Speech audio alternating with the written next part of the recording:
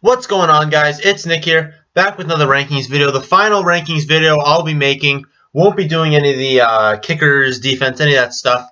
It's the tight ends. If you missed any of the other ones, I have the running backs, I have the wide receiver, I have the quarterback. Link to all those in the description, plus updated rankings. So if you're watching this or any of the other videos, maybe a couple weeks or even a month after I've released them, at this point, I feel like I've released a month ago. The running back rankings was the first one I did, then the wide receivers, then the quarterback. A link to all of what you can download, so you can actually download this Excel file that has notes next to it as well, so you can change them. You can download the tiers and everything in the description. It's an Excel file. It's pretty easy. You just click on it, hit download.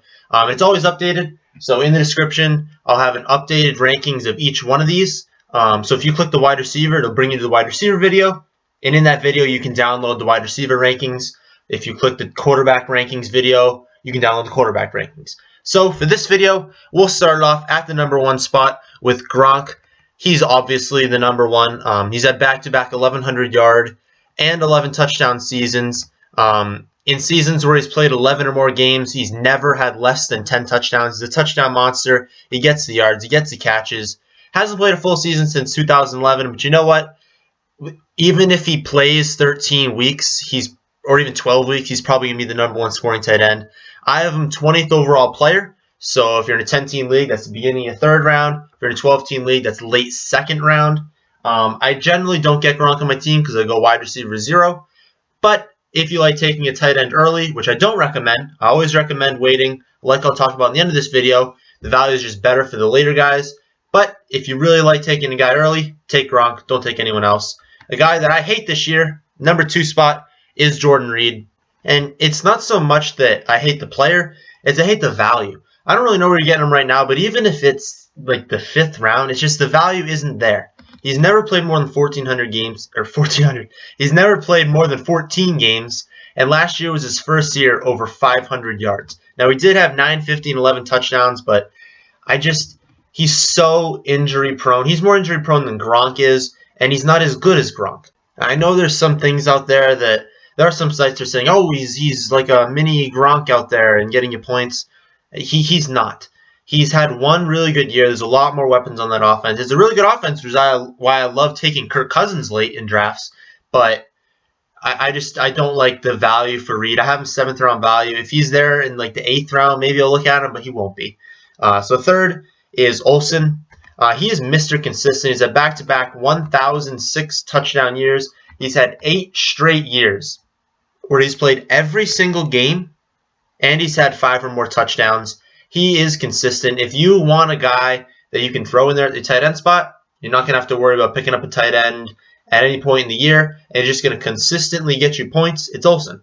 But I just don't like the value here. I won't be getting Gronk. Well, maybe Gronk in like one league, but I won't be getting Reed, Olsen, Fleener, Kelsey, Barnage. I won't be getting any of those guys on my teams because the value isn't there.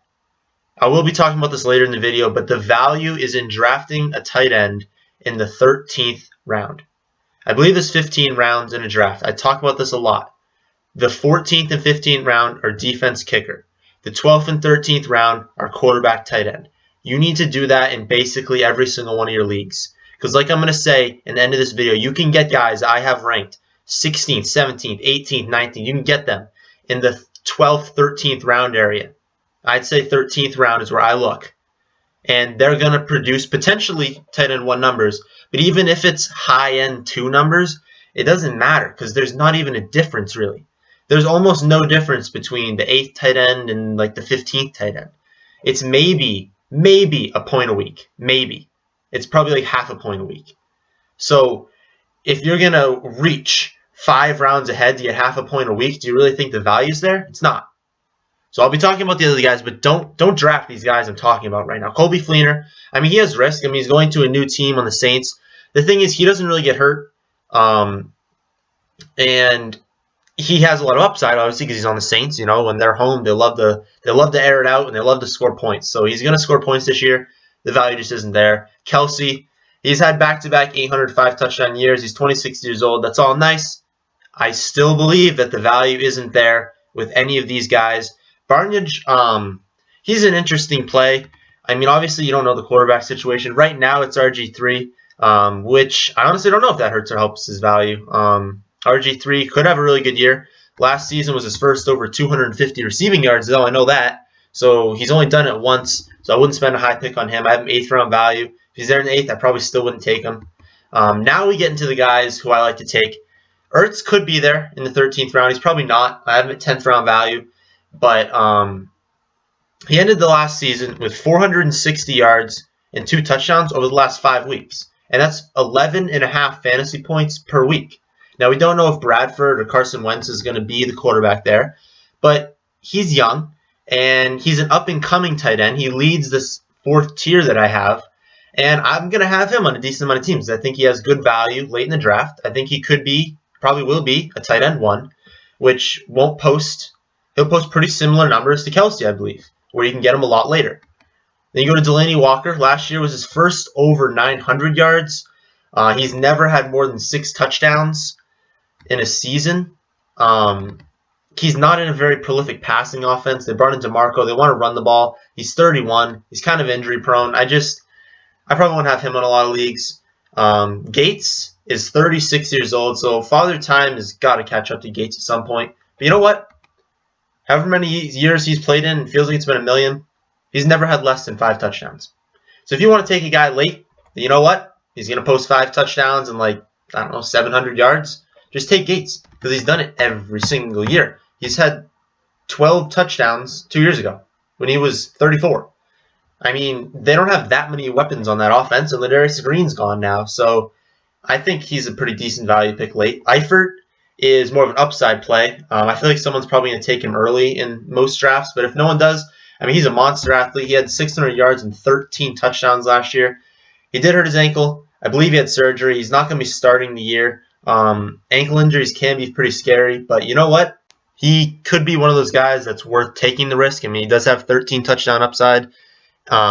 It's the value is more going to come if they say he's out for the first month. So he's going to miss the first 4 games, and then he drops to the UCU in the 13th round. Then he's really good value there, because when he comes back, I mean, what are the games that really matter? The end of the season, right? So let's say you built the team that has Brady and Eifert that you got in the 9th and 13th rounds, and then come championship time when they're both posting 4 touchdowns passing for Brady and 2 touchdowns receiving for Eifert, and you just won the league with your later round picks, there could be a lot of value there. So you hop into this next tier. Dwayne Allen should have an expanded role with Fleener gone. It's a great offense that the Colts have put together. I mean, Hilton, Moncrief, Dorsett, all really good wide receivers. They've got Gore pounding the rock. I think he's got a lot of potential this year. The thing is, he hasn't played a full season since he was a rookie in 2012. He's only 26. There's a lot of unknowns with him because he's really never done it, but he has a lot of opportunity. Same opportunities, not same opportunity, but same thing with opportunity as these next 2 guys is more like the opportunity tier with Ebron and Miller. Ebron's the number 1. He had 505 touchdowns last year. He had 6 fantasy points per week over the last 5 weeks, and the Lions say they want to give him the ball more. So he should have opportunity. Zach Miller is going to be the number 1 now. Bennett's gone to New England. I love that. Love that as a Patriots fan. I mean, last season was his first since 2011 because he was injured. But he ended the year 7 fantasy points per week over the final 5 weeks. And again, he's going to be on the starter on a team that has an okay defense, I guess. They're going to have to be throwing the ball a lot. They're not like an overwhelming defense. They have made improvements, but they're not elite by any means. So I think Miller is a really good pick if you want to do this 13th round. He's going to be there in the 13th round. So you can take, I love ending drafts, basically. Kirk Cousins, and then either Zach Miller, Will Tye, Vance McDonald, guys I'm going to talk about in a second, Dwayne Allen, and then kicker defense. I think there's just great value in taking these guys here. Move on to this next red tier. And we started off with a guy that I think gets overlooked in a lot of leagues, and that's Jason Witten. I mean, he hasn't missed a game since 2003. Can we just let that sink in for a little? He hasn't missed a game since 2003. He's going to be in there week in and week out. He's had 12 consecutive years of over 700 yards. Now, he's better in PPR than he is in standard because he catches more short passes, and he's not a huge touchdown scorer. But you know what? He's a safety blanket, and he's a guy that's just going to get you a few points. And that's all I need from the tight end position in the 13th round is just give me 4. Give me 5 points because I know the rest of my team can carry that difference. And really, I mean, you're drafting like Kelsey. I mean, what does he do every week? He gets you like 6 for 60. So if I can get Jason Witten and get me 5 for 50 and draft him 6 rounds later, I'll take the 1 point difference 6 rounds later. The value's there. Next guy is Ladarius Green. He's a risk, definitely. He's never had more than 430 yards. But you know what? He's 6'6". He runs a 4.5 40. You go to playerprofile.com. He's best comparable to Greg Olsen. He's a huge upside play, especially with Martavis Bryant gone, because he's now the #1 tight end in Pittsburgh. But he's got the injury risk, and he's got the risk of just going to a new team and having to learn the offense. But you know what? I think the risk might be worth it at this spot. Not a guy I target in most of my leagues, but a guy that if you want that upside play, he'll be there for you late. Julius Thomas, another upside play. I mean, he's had 29 touchdowns in the past 3 seasons. Last year, he only had 455 yards, 5 touchdowns, but he was hurt to start the season. But then again, you know what? He is very injury prone, and that's something you do have to factor in. He should get more targets this year. If he plays a full 16, I mean, you can think he's going to get 700-800 yards and maybe 8 touchdowns, which would be tight end 1 numbers that you're getting really late in like the 13th round. But when does he play a full season? Not generally. Next are the 2 guys that I'm targeting in most of my leagues in the 13th round. That's Will Tye and Vance McDonald. Will Tye averaged 7.8 fantasy points per game over the final 7 weeks last year. I'll say that again. Over the final 7 weeks last year, so basically the second half of the year, he averaged 7.8 points a week in standard. That's pretty good. I think he's going to beat out Larry Donnell. I think he's better. He's a better pass catcher. I mean, that pace that he had over the last 7 weeks is 841 and 7 touchdowns. Would you take that in your 13th round pick? I sure would. And that's why I'm targeting him. Targeting Vance McDonald too. I mean, he had 262 and 3 touchdowns over his final 6 weeks. That's 7.3 fantasy points in standard per game. He's the clear #1 for the 49ers. And really, he's the only target Gabbert has from last year that was one of his favorites. I mean, he doesn't really have that much to work with this year as well. I mean, that offense is just horrible. So the offense is bad and the defense is bad. So they're going to be throwing the ball a lot. And they have Torrey Smith. I don't really think Torrey Smith's going to take away many targets. He's more of a deep threat.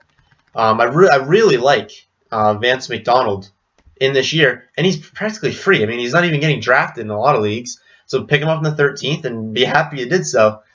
Next 2 guys are guys that you probably won't be drafting. I mean, they're 19th and 20th. I mean, unless you're in like a 16-team league. If you're in a 12-team league, you'll probably still be able to pick up Will Tye and Vance McDonald ahead of these guys.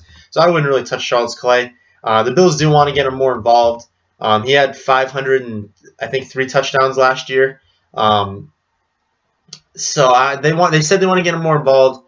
I don't know if they'll be able to, but then again, they only really have him and Watkins to throw to besides McCoy out of the backfield. So if everyone else is taken, I guess he'd be the next guy. And then Jordan Cameron, a guy I would suggest never drafting unless you're in like a 50-team league.